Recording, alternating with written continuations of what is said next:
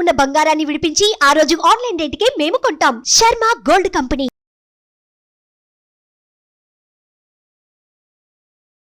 నమస్తే, welcome to Suman TV. నేను మీ యామ్ని. ప్రస్తుతం మనతో ఉన్నారు ప్రముఖ ఆధ్యాత్మికవేత్త డాక్టర్ అనంతలక్ష్మి గారు ఉన్నారు. అమ్మతో మాట్లాడి మనకున్న సందేహాలను అడిగి తెలుసుకుందాం. నమస్తే అమ్మ. నమస్తే తల్లి. అమ్మ, ఈ మధ్యకాలంలో చాలా మంది నల్లదారం కట్టుకుంటున్నారమ్మా. ఈ నల్లదారం అసలు ఎక్కడ కట్టుకుంటున్నారమ్మా? కాళ్ళకి, చేతులకి. అది చెప్పండి. ఇక పెద్దవాళ్ళు గాని చిన్నవాళ్ళు గాని ఈ మధ్య కట్టుకుంటున్నారు. అసలు నల్లదారం ఎందుకు కట్టుకోవాలి? అసలు ఆంతర్యం ఏంటి అసలు? ఆంతర్యం పెద్దగా ఏం లేదమ్మా. ఎవరికి వాళ్ళు మేము చాలా అందంగా ఉన్నాము, మేము చాలా ఐశ్వర్యంతో ఉన్నాము, మేము చాలా గొప్ప పదవిలో ఉన్నాము, మమ్మల్ని చూసి అందరూ అసూయపడుతున్నారు, అందరికీ మా మీద ఈర్ష్య ఉంది, మాకు దిష్టి తగులుతోందని ఎవరికి వాళ్ళు చాలా గొప్ప స్థానంలో ఊహించుకుని దిష్టి తగలకుండా ఉండాలి అని చెప్పి కాలికి నల్లదారం కట్టుకుంటున్నారు. అది దాంట్లో ఉన్న విశేషం. అంతకన్నా ప్రత్యేకం ఏం లేదు. ఎప్పుడైనా సరేనమ్మా ఒక నల్ల చుక్క కానీ నల్ల దారం కానీ మనిషికి దిష్టి పోవడానికి వాడుతూ ఉంటారు. పూర్వకాలం ఏం చేసేవారమ్మా, చిన్నపిల్లలకి మొలతాడు కట్టినా నల్లదారం కట్టేవారు. ఎర్రది కట్టేవాళ్ళు కాదు. కాలికి, చేతికి, కాలికి నల్లని దారాలు కానీ లేకపోయినట్టయితే నల్లని పూసలు కానీ కట్టేవారు. అలాగే పిల్లలకి మొలకి కూడా నల్ల పూసలు పెద్ద పెద్దవి గుచ్చి దాంట్లో వీలైతే ఒకటో రెండో బంగారంవో, ఎక్కువ ఉంటే ఎక్కువ బంగారంవో వేసి అవన్నీ మొలక కట్టడానికి కూడా నలుపుతో కట్టేవారు.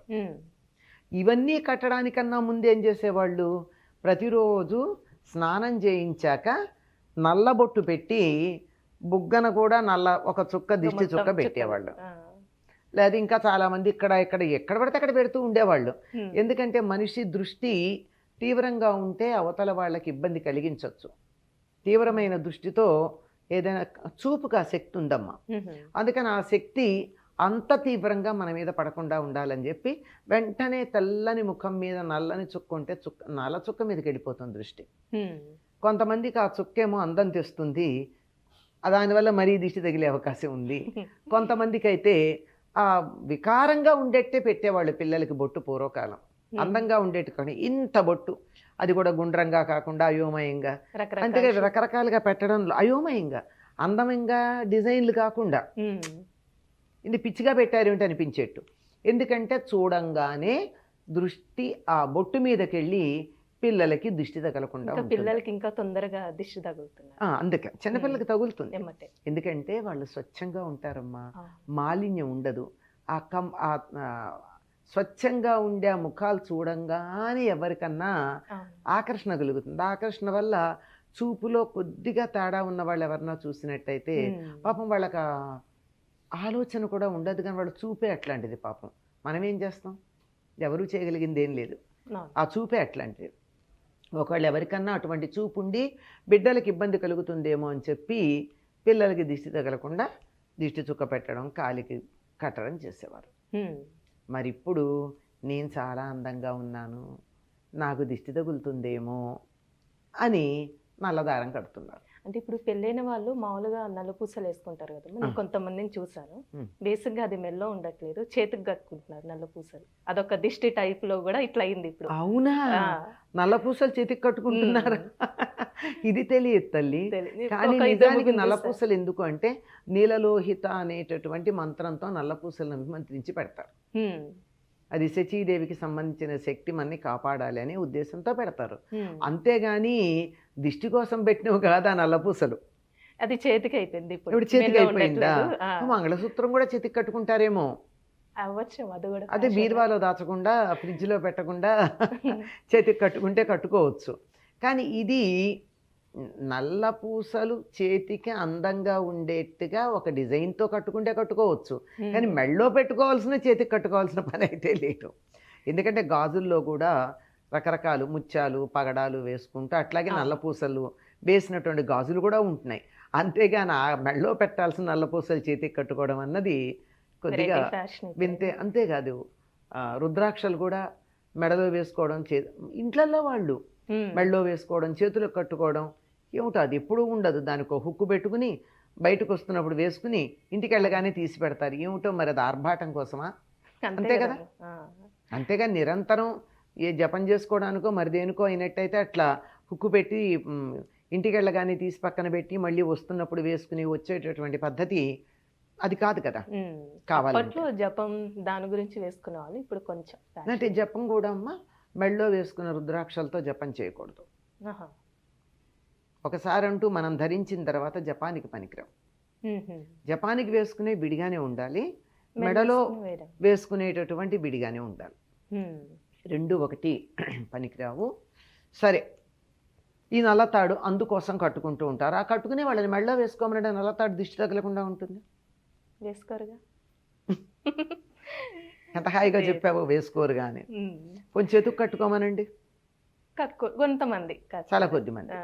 ఇప్పుడు ఉదాహరణకి ఇప్పుడు నేను పెట్టుకున్నా, మీరు వెంటనే నన్ను అడుగుతారు నల్లదన్నారుగా, ఇదేదో మీరు దిష్టి కోసం పెడతాం. దిష్టి కోసం కాదమ్మా, కాలభైరవుడి కాశీలో పెడితే కాలభైరవుడి గుళ్ళో గభాలను అతను నా చేతికి తొడిగేశాడు.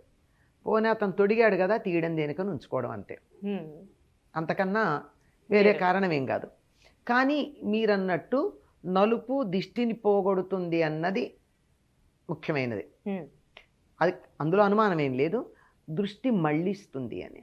దృష్టి మళ్ళించాలి అంటే కనపడే చోట ఉండాలి కానీ కాలు దగ్గర ఎక్కడో కనపడకుండా కట్టుకుని, అది కూడా నేను చాలా అందంగా ఉంటాను నాకు దిష్టి తగులుతుంది కనుక నేను కాలికి కట్టుకుంటానంటే ఎట్లా కుదురుతుంది? కనపడేటట్టుగా కట్టుకోవాలి. చేతికి కట్టుకోండి, మెళ్ళో వేసుకోండి, ఇంకా మంచిది, అసలు దిష్టి తగలదు. ఇంతే తప్ప ఇంకా కారణం ఏం కాదమ్మా.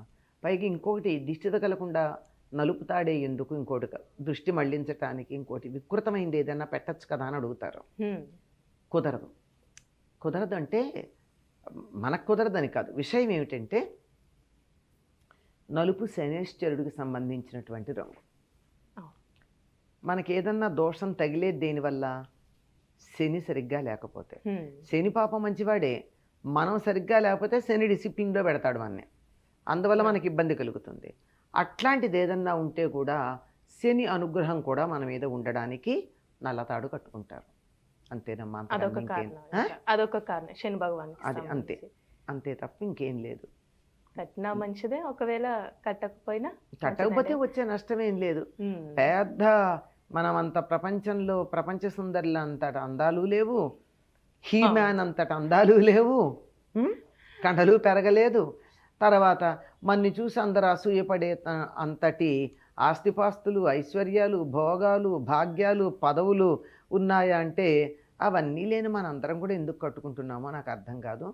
ఉన్నాయని అనుకుంటే కట్టుకోండి, పర్వాలేదు, కానీ మెళ్ళో కట్టుకోండి, అస్సలు దిష్టి తగలదు. లేదా నల్లని బొట్టు పెట్టుకోండి, అసలే మాత్రం తగలదు. ఇక దిష్టిగానే కాకుండా బయటకి ఎక్కడికైనా వెళ్తే ఏదైనా తగలకుండా చేయకుండా అలా కూడా కొంతమంది దానికి ఈ నల్లతాడికి సంబంధం ఉన్నట్టు నాకు తెలియదు.